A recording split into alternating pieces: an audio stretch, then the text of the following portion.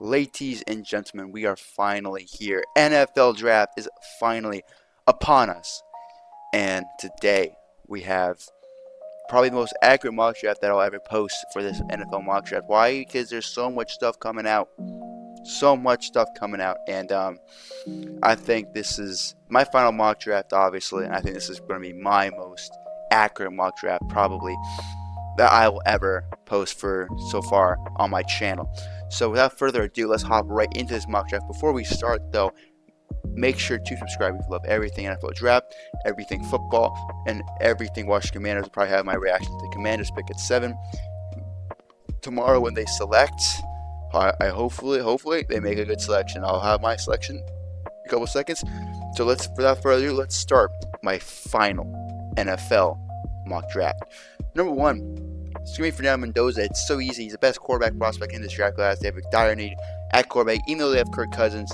What Fernando Mendoza does really well is stay in the pocket. He has decent athleticism. He has a good arm. He has good accuracy. He's definitely in the intermediate, short and intermediate. And you know what? He has an underrated deep ball too. So I think he's the best quarterback in this draft class. And yeah, at number 1, I think that's probably that is the easiest pick probably that you'll see. Number 2, our Reese will be going to the Jets. Our Reese, I mean, he's just a hybrid linebacker, edge. You fill the linebacker and edge position almost simultaneously. So there's nothing wrong with that. Number 3, this is going to be the first trade in this mock draft.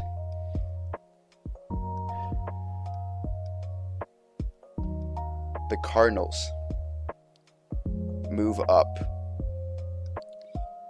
to the Cowboys move up to 3 to get the 3rd overall selection. They take off a lot of trade capital to get it. Why? Because they're going to select Sonny Styles with the 3rd overall selection. He's the best linebacker in the draft by a wide mile. He's so good, super elusive.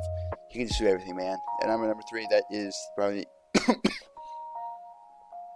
I think that's the Cardinals have been looking for a trade partner. I think they're the most dire need for a trade partner. And I believe if there's going to be any team that trades, definitely in the top 10 in this year's first round, it's going to be the Cardinals. Number 4, it has to be Jeremiah Love. At the same time, though,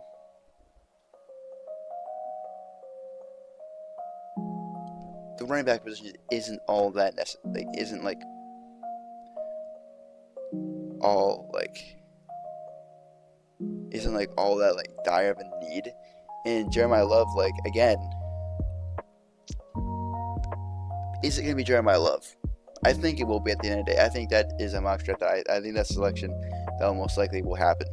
Number 5, with Sonny Styles off the board, I think with how the Giants are going to react, now with 10 picks now after trading Dexter Lawrence, that guy's out of the division. Caleb Downs goes to the Giants. I think that's just what's going to happen. I think with not that top-heavy talent, Caleb Downs is, of course, one of the best players in this draft class. I think you snag him at 5, and you can be really flexible with number 10 then. So, yeah. Number 6, this could be Carnell Tate. This could be somebody else. David Bailey and Ruben Van are still on the board. That's going to be kind of insane. And I do think that they go to the Saints and Chiefs, thinking a little ahead. But I just do think Monroe Freeland makes the most sense out of all of them. Number 7, the Washington Commanders. I mean, here, I would like a guy like Sonny Styles, Jeremiah Love, even Caleb Downs are off the board. And the player left on that I would really like, there's a couple players I would like. There's 3 I can name off the top of my head. Carnell Tate, Master Lane, Ruben Bain. I think right here, though, I think Carnell Tate will be the selection for the Washington Commanders. You have a dire need of wide receiver. You need one. You need one for not even for just this year, but for the future too. Your number 1 wide receiver, being as old as he is just going to be Carnell Tate. He's the youngest wide receiver out of the big 3, and in my opinion, he is the best wide receiver. I just don't in this draft class, and I don't understand why people think otherwise. Number 8, the Saints. Ruben Bain. You have a dire need at defensive line, and Ruben Bain can play edge and interior defensive line. So I kind of think you also just get a weapon of a defensive line player, and you kind of like hit two birds with one stone there. Number 9, and I think if one of these edges aren't available at 9, I think they're just gonna snag David Bailey. They're just gonna snag him, and that's literally what's gonna happen. Now, Mansour Delane, Jordan Tyson might be some picks that people are probably saying, but I think at the end of the day, you kind of get this pick. You already got Caleb Downs. Maybe with your like your second round pick, you might want to go with Iovega Ione, right? No, I think what's going to happen here, I think the Cardinals are going to trade up and snag this pick. The last time they traded out of the 3rd pick, they traded back up.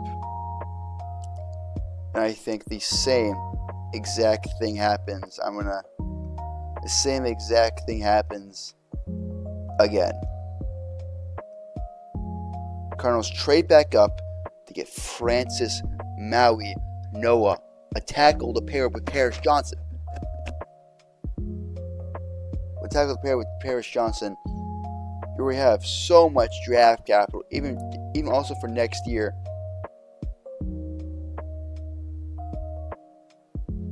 Why not just go out and just trade back up and get another, just move with 2 picks? You just trade like your latest 3rd round pick and a very late day 3 pick just to move up to get for probably the best shekel in the draft. So yeah, number 11, I think Jordan Tyson goes here, and I think Giants fans won't be happy with that. But what that leaves them with is a possibility to come out here and snag Jordan Tyson. No, Iovega Ione, which this is a player that I immediately thought of. This is a player that I immediately thought of right when the Giant trade Texas Lawrence got another 1st round pick. They have such a dire need. They have Felele at guard. They need somebody else, and Ione is the best guard in this draft class. So they get their future starting guard for the rest of their, with Jeremiah Illuminor and obviously Andrew Thomas. It's a great selection. If I am the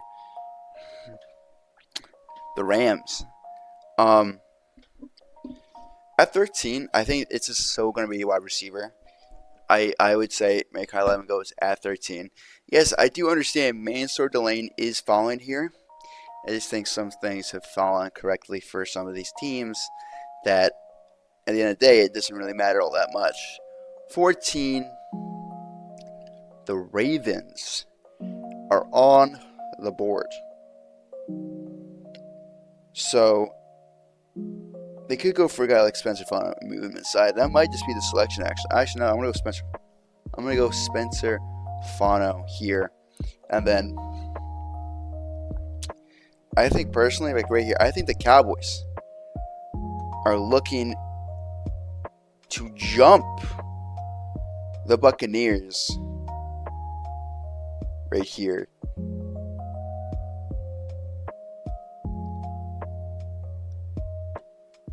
They have no draft capital, but what they're going to take here is take Mansour Delane. They don't have a 3rd round pick. They don't have 2 picks in the first 100 rounds.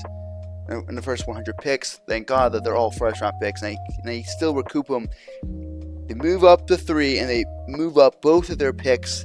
Sonny Styles, Mansour Delane, 2 of their biggest needs, and they knock it right out of the park. They get the 2 best players at both positions at 3 and 15. What a trade up! Because I think right there, I think the Jets might as well take him at 16. Now here, is this a place where Ty Simpson goes? I don't think so. So they had the 32nd pick. They might be wondering if he falls, because again, the only team that might actually select him is the Browns. Probably the Browns, and then the Steelers a tiny bit, but I think at the end of the day, they might try to go for a player that can just be this can be an immediate factor of change, and I think that will be Avion Terrell to the Jets. They get a cornerback, and they also get their edge. Great selection with their two picks. Honestly, why is not Jeremiah McCoy?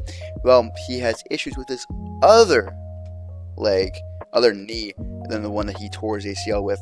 So I think at the end of the day, I think it's like low-key is kind of screwed over, and he might fall in the first round, but we'll see that. We'll see if that happens at the end of the day. Number 17, the Lions. I think they go tackle.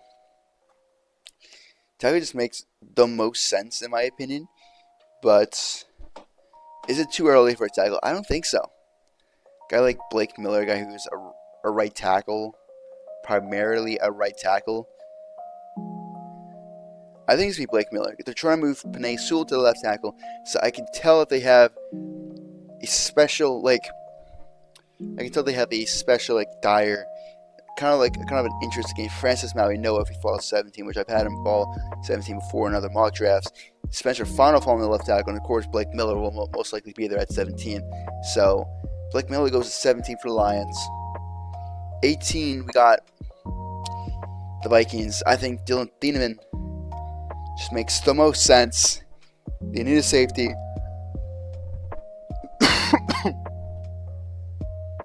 They snag Dylan Thieneman, another white safety, and I think they'll be happy. Kenyon Sadiq falls into the laps of the Panthers. The Buccaneers don't get Kenyon Sadiq, even though they have a kind of a dire need for him. But instead here, I think they take the best edge on the board, and I think that is Kedrick Falk. As right now, I like Kedrick Falk a lot. He'll be guaranteed to be a good player. He's 20 years old. Something else about Kedrick Falk is that he's so elite at run defense, and he's a top 2 run defender in this draft class, and he's had good productive years as an edge rusher. Like, look at this, guys. He's had 9 sacks in just his sophomore year. Yes, 2 sacks in his freshman and his junior year, which was his last one, but he's an average pass rush. He's on the average of PFF grade, but he's such an elite run defender. He has an elite run stop rate, and I think personally, if he can he's a raw player. If you can just develop him develop him into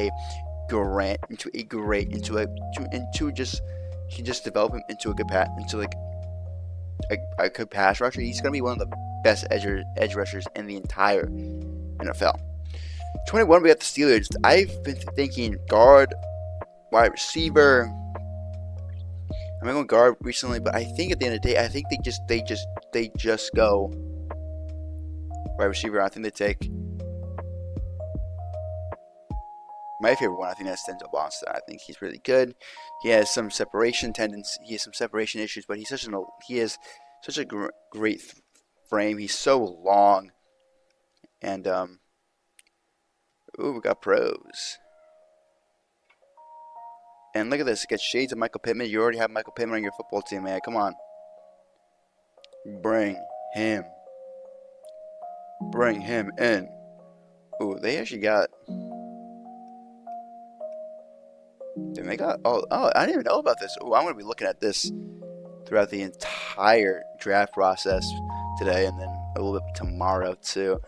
The Chargers at 22, man, with Iavega Ione off the board here, I think they just go out and take Emmanuel Pregnon, which is probably a selection that they really want, and try to get possibly the guard of the future that Justin Herbert's been waiting for so long now. 23, we got the Eagles here. I think personally the edge room is just so terrible, and I'm going to take more of a surprising pick here. I'm going to take our Mason Thomas. I think just the best edge rusher in the draft as of right now. As of the best edge on the board, and at 23, I think it makes a lot of sense for the Eagles to go him there. He's super explosive, he's a good bend, and he's an elite pass rusher coming out of college. 24, unfortunately the Jets, their blunder does not work out, I think Ty Simpson goes 24 at the very least. I think it's gonna be like a Jackson Dart type thing where, you know what, like how Jackson Dart went in the mid-20s. I think Ty Simpson goes in the mid-20s, just like Jackson Dart. There, 25. I think this will be Peter Woods. I think the Bears love Peter Woods, and I think they get him because I think he's a really good player. Personally, I just think he is. C.J. Allen goes 26. 27, I just think it's going to be Hakeem Mesidor. His floor is so high, and he's already an elite pass rusher in college. He's 25 years old, though he's super old, but he's a great pass rusher, and I think he'll be I think his floor is, he's going to be an immediate day one impact player. I think personally, like right here, if there was a guard available, they would go a guard. But I think at the end of the day, I think they'll go Caleb Banks at 28. 29, let's see who they get at. So I think they go Omar Cooper here. I think Jeremiah McCoy is kind of like off of people's because of his injury history, and of course he might need more surgery. But Jeremiah McCoy goes to the Dolphins at 30, which might just be a steal for them. And then low key at 31, I'm gonna go Caden Proctor, and then I'm gonna go Emmanuel McNeil Warren. Here is my final mock draft. Take a great look at it. It's great. It is great. Looking at this mock draft, Fernando Mendoza goes 1, Ruiz goes 2, Sonny Styles goes 3, Jeremiah Love goes 4, Caleb Downs goes 5, Monroe Freeland goes 6, Colonel Tate goes 7, Ruben Bain goes 8, David Bailey goes 9, Francis Noah goes 10, Jordan Tyson goes 11th, Vega Ione goes 12th, Mekhi Lemon goes 13th, Spencer Fano goes 14th, Master Delane goes 15th, Avon Terrell goes 16th, Blake Miller goes 17th, Dylan Tiedemann goes 18th, Kenyon Sadiq goes 19th, Kendrick Falk goes 20th, Denzel Boston goes 21st, Emmanuel Bregman goes 22nd, Ryan Mason Thomas goes 23rd, Ty Simpson goes 24th, Peter Woods goes 25th, C.J. Allen goes 26th, Hakeem Mesidor goes 27th, Caleb Banks goes 28th, Omar Cooper Jr. goes 29th, Jeremiah McCoy goes 30th, Cam Proctor goes 31st, and then Emmanuel McNeil Warren goes 32nd. That is my final NFL mock draft. Hope you guys enjoyed. Tomorrow I'll probably have a day 2 mock draft for you guys as well. So be ready for that too. Probably come out like an hour or 2 before day 2. So get ready for that. But of course later today, in I think in 4 hours, my final Commanders mock draft will come out. So make sure you guys watch that as well. Hope you guys have a great day, and I hope you guys have a great draft as well. See you guys later. Make sure to eat some great food. I'll see you guys on the flip side. Peace out.